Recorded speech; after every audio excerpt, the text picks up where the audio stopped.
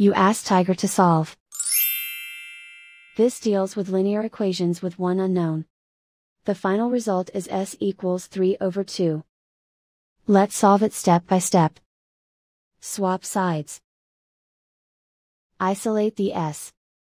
Multiply both sides by inverse fraction 3 over -4.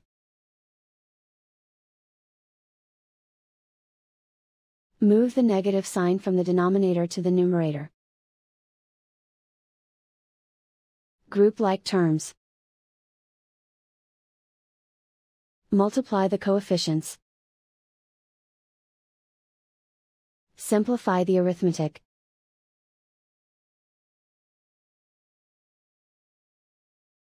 Move the negative sign from the denominator to the numerator. Multiply the fractions.